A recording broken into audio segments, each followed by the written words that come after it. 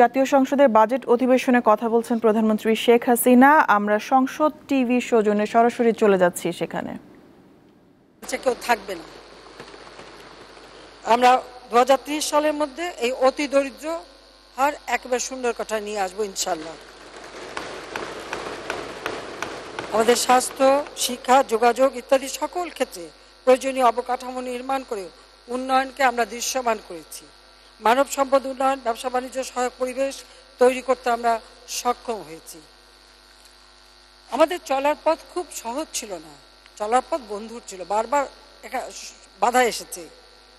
একটা হচ্ছে দেশের ভিতরে আভ্যন্তরীণভাবে, আবার আন্তর্জাতিক পর্যায়েও নানা ঘাত প্রতিঘাতের মধ্য দিয়েই আমাদের চলতে হয়েছে। তার উপর আবার এর মাঝে আবার প্রাকৃতিক দুর্যোগ, অর্থাৎ মনুষ্য সৃষ্ট দুর্যোগ, প্রাকৃতিক দুর্যোগ, আন্তর্জাতিক সংঘাত, যুদ্ধ, স্যাংশন, কাউন্টার স্যাংশন, এইগুলি মোকাবেলা করেই তো আমাদের চলতে হচ্ছে।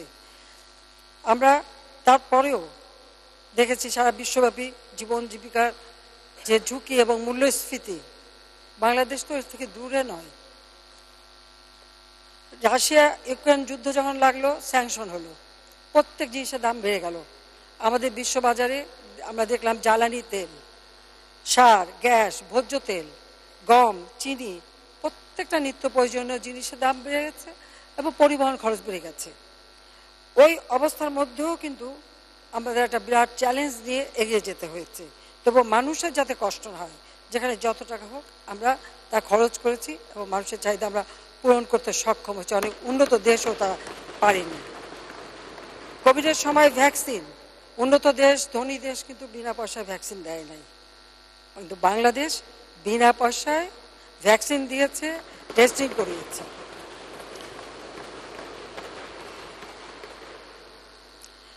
আমরা এই বিশ্বব্যাপী অর্থনৈতিক মন্দা থেকে উত্তরণ ঘটানোর জন্য বিগত 2 বছর ধরে আমরা সংকোচনমূলক মুদ্রানীতি ও সহায়ক রাজস্ব নীতি অনুসরণ করে নানাবিধ পদক্ষেপ হাতে নিয়েছি। নীতি সুদের হার 8.5% উন্নীত করা হয়েছে এবং নীতি সুদ হারের করিডোরে ঊর্ধ্বসীমা 10% নির্ধারণ করা হয়েছে। এছাড়া ঋণের চাহিদা, অর্থের যোগান, ব্যাংক আর গ্রাহক সম্পর্কের ভিত্তিতে সুদের হার নির্ধারিত হওয়ার পদ্ধতি প্রবর্তন করা হয়েছে। মুদ্রানীতি এ সকল পদক্ষেপকে ফলপ্রসূ করতে রাজস্ব নীতিতেও সংকোচনমূলক নীতি কৌশল অবলম্বন করা হচ্ছে, যার প্রতিফলন এবারে বাজেটেও রয়েছে। এছাড়া বিভিন্ন কম গুরুত্বপূর্ণ খাতে ব্যয় কমিয়ে আনার লক্ষ্যেও আমরা পদক্ষেপ নিয়েছি। আমরা আশা করি যে আমাদের গৃহীত পদক্ষেপের ফলে 2024-25 অর্থবছর শেষ নাগাদ আমাদের মূল্যস্ফীতি আমরা আরও নিয়ন্ত্রণ করতে পারবো, হ্রাস করতে পারবো, এ বিশ্বাস আমাদের আছে। এজন্য আমাদের উৎপাদন বাড়াতে হবে, সরবরাহ বাড়াতে হবে।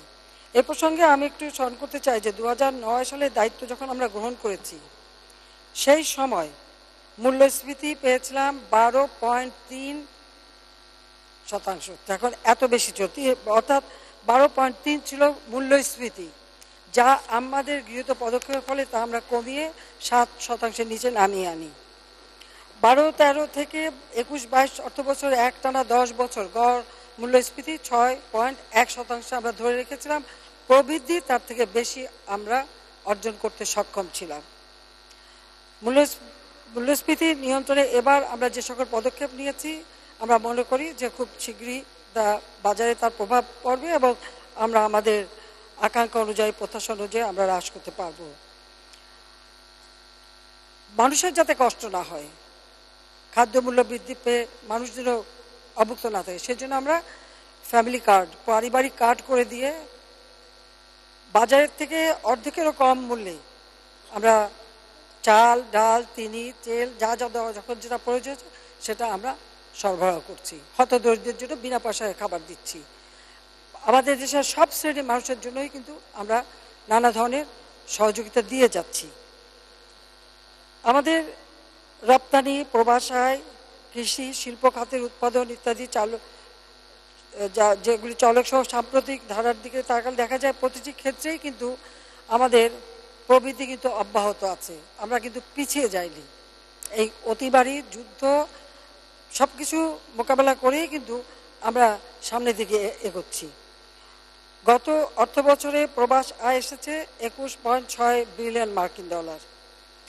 আমাদের রপ্তানি প্রবৃদ্ধি অব্যাহত থাকা এবং কম গুরুত্বপূর্ণ আমদানির উপর নিয়ন্ত্রণ অব্যাহত রাখায় আমরা অর্থবছরের জুলাই মার্চ সময়ে চলতি হিসেবে ভারসাম্যে 5.7 বিলিয়ন মার্কিন ডলার উদ্বৃত্ত রয়ে গেছে। এছাড়াও কৃষি ও শিল্প উৎপাদনও বৃদ্ধি পেয়েছে, ফলে সামষ্টিক অর্থনৈতিক পরিস্থিতি দ্রুত আবার কোভিড-19 পূর্ববর্তী অবস্থা আমরা ফিরে যেতে পারবো এ বিশ্বাস আমার আছে। আমরা চাই বাংলাদেশ স্মার্ট বাংলাদেশ হবে, উন্নত বাংলাদেশ হবে, সমৃদ্ধ বাংলাদেশ হবে। সেখানে আমরা সবচেয়ে বেশি লক্ষ্য করি যে 2041 সালের মধ্যে বিশ্বব্যাপী যে পরিবর্তন, তার সাথে ধারাবাহিকতা রেখে আমরা কিভাবে অগ্রগামী হব। আমরা সেদিকে লক্ষ্য রেখে আমরা মনে করি আমাদের ভবিষ্যৎ প্রজন্ম শিক্ষায় দীক্ষায় তাদেরকে উপযুক্ত করে গড়ে তুলতে হবে এবং উপযুক্ত শিক্ষা ও কর্মসংস্থান নিশ্চিত করা আমাদের মূল লক্ষ্য। এখানে একটি কথা বলতে চাই যে বেকারত্বের হার কিন্তু মাত্র 3 ভাগ। সেটাও যদি সবাই চায় কাজ করতে পারে, সেই সুযোগটা কিন্তু আমরা সৃষ্টি করেছি। আর আমরা আমাদের প্রচলিত শিক্ষা ব্যবস্থাকে আধুনিক এবং উপযোগী করে আমরা প্রযুক্তি শিক্ষাকে গুরুত্ব দিয়েছি। স্কুলে আমরা কম্পিউটার ল্যাব করে দিচ্ছি, আমরা কম্পিউটার ট্রেনিং এবং ইনকিউবেশন সেন্টার করে দিচ্ছি, কম্পিউটার, প্রজেক্টর, ইন্টারনেট ইত্যাদি আমরা শিক্ষা প্রতিষ্ঠানে সরবরাহ করে যাচ্ছি। আর প্রাথমিক ধাপ থেকেই যেন আমাদের শিশুকাল থেকেই যেন তারা এই প্রযুক্তির সাথে পরিচিত হয়, সেদিকে আমরা বিশেষ দৃষ্টি দিয়েছি। মাল্টিমিডিয়া শ্রেণীকক্ষ করে দিচ্ছি, বিজ্ঞান শিক্ষার জন্য আধুনিক ল্যাব তৈরি করে দিচ্ছি, বিজ্ঞান শিক্ষা এবং কারিগরি শিক্ষার উপরে আমরা বিশেষ গুরুত্ব দিয়েছি। শিক্ষার সকল ধাপ সম্পন্ন করার পর যেন উপযুক্ত কর্মসংস্থান হয়, সেটাই আমাদের লক্ষ্য। সেইভাবে আমরা শিক্ষাকে গুরুত্ব দিই। তাছাড়া কারিগরি শিক্ষায় শিক্ষিত হলে শুধু দেশে না, বিদেশেও কর্মসংস্থানের ব্যবস্থা হবে। মানব সম্পদ উন্নয়ন করে বাংলাদেশ 41 সালের মধ্যে স্মার্ট মানব সম্পদ যাতে হয় সে ব্যবস্থা আমরা নিচ্ছি। কারিগরি শিক্ষার উপরে জোর দিয়ে কারিগরি শিক্ষাকে আমরা জনপ্রিয় করার ব্যবস্থা নিয়েছি এবং যার ফলে আজকে আপনারা দেখবেন কারিগরি শিক্ষায় কিন্তু আরও বেশি মানুষ মনোযোগী হয়েছে। আমাদের নির্বাচনী ইস্তাহারে কিন্তু আমরা অগ্রাধিকার দিয়েছিলাম কর্মসংস্থানকে। তো এবারে আমরা জাতীয় আন্তর্জাতিক শ্রম বাজারের চাহিদাকে বিবেচনায় নিয়ে আমরা দক্ষ মানব সম্পদ তৈরি করার কার্যক্রম হাতে নিয়েছি এবং দক্ষতা উন্নয়ন ইকোসিস্টেমের মৌলিক কাঠামোগত পরিবর্তনের লক্ষ্যে জাতীয় দক্ষতা উন্নয়ন কর্তৃপক্ষ প্রতিষ্ঠিত হয়েছে এবং এর আওতায় দক্ষতা উন্নয়নের জন্য প্রয়োজনীয় উদ্যোগও নেওয়া হয়েছে।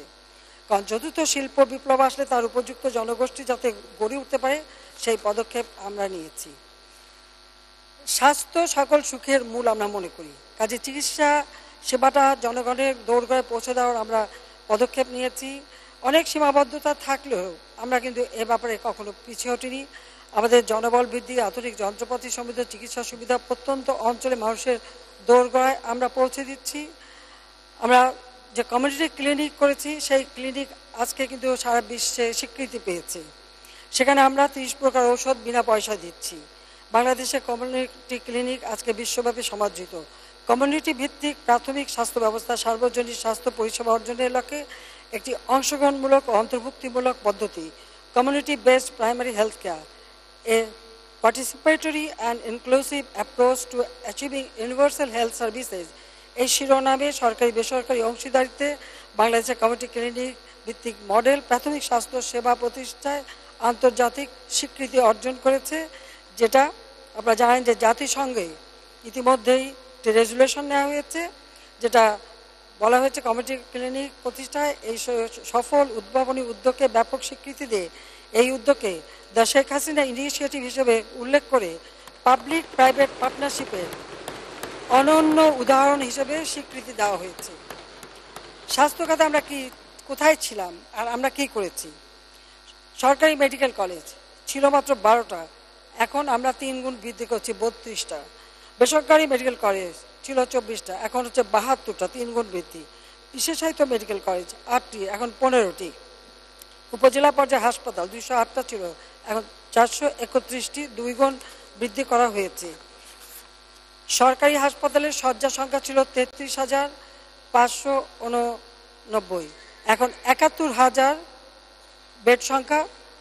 নার্সিং কলেজ অ্যান্ড ইনস্টিটিউট 99টা মাত্র ছিল, আগে ছিল 31টা, এখন 99টা, আমাদের সময় 3 গুণ বৃদ্ধি। সরকারি চিকিৎসক